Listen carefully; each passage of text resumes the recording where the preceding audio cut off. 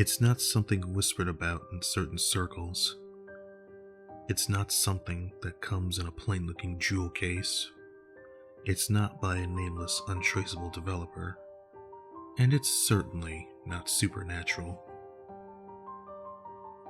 The game in question is indeed called The Theater, R before E, and was developed by a company called Salida Software. I'm fairly certain it's an English company, despite the Spanish name. As far as I know, all they made was learning software. I have a math suite from them around here somewhere. So The Theater was probably meant to be some sort of edutainment game.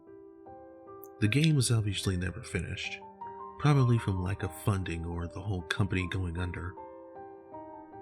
The description in the story is actually pretty accurate. It's in a first-person perspective, with flat sprites in a 3D-ish environment, and glitchy as all hell. The ticket taker has an egg-shaped body, and one of his hands is huge and misshapen, I think to look like he's reaching toward you for your ticket. The description of the swirly head man is also accurate, just a glitched version of the ticket taker. But I saw a few people saying that he looks like Gygas. That's not the case. The features of his face are just swirled, and are red because his lips are gigantic. I have absolutely no idea why this happens, because while there are a few character sprites in the game's resources, that isn't one of them. Oh, and just to clarify, the sprite is a bit creepy. That's all. It's not terrifying, it's never filled me with a sense of dread. It's just a bit creepy. The game plays pretty much exactly as stated in the story. So accurately, in fact, that I think the author just downloaded it somewhere and decided to make a scary story of his experiences. I'll admit that some things in it can be unsettling, but not like, oh my god, crap your pants scary. Like I said, the game is unfinished and very glitchy.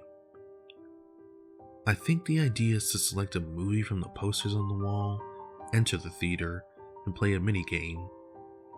The minigames are glitchy and missing resources to the point of being unplayable, but there doesn't seem to be a time limit on any of them, so you just have to plow through until you've done something right enough times to be dumped into the lobby. What's described in the story, however, is what happens if you don't select a movie. You'll be allowed to enter the theater, but since the parameter of which game to load hasn't been set, you'll just be dumped back into the lobby.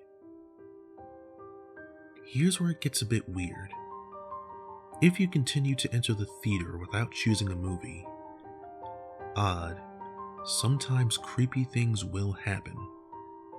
I'm not sure why, but if I were to make an educated guess, it would be that glitching past the minigames like this causes variables to reach values that they weren't meant to, resulting in things appearing where they shouldn't. Or, the game is just glitched to hell and back. It's been years, but here are some of the effects I can remember. The swirly head man, movie posters appearing out of their frame, textures changing color, legitimately disturbing audio issues, other characters, and other areas. The last two are obviously the most interesting ones. Sometimes you'll spawn in a small room with a black floor and green walls which will crash if the game is touched. Sometimes you'll spawn in a room similar to the lobby, with a concession stand. Kind of. There's a woman behind the counter, with an incredibly poorly drawn popcorn machine and soda fountain, but it's all just an image on the wall. It's basically just a big yellow concession stand mural. I don't remember if you can interact with it or not. The only character that appears worth talking about is a guy in a brown jacket, who appears on the sidewalk outside the lobby. Looking back, I don't think the story mentioned this, but to the left of where you start, out the wall is a row of glass doors looking out onto the street outside the theater. If you glitch past the minigames enough, a man in a weird looking jacket, I think it's supposed to be tweed, it's a mess, with a huge smile on his face will just be on the other side of the doors, staring at you. I mean a huge smile, like Freaky Fred or Spark Bushel.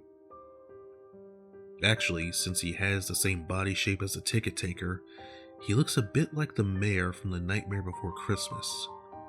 His smile isn't creepy though, it's just broad. What is creepy are his eyes. While the ticket taker, Ashtray, and other sprites will always face you, the smiling guy is anchored in place like one of the walls.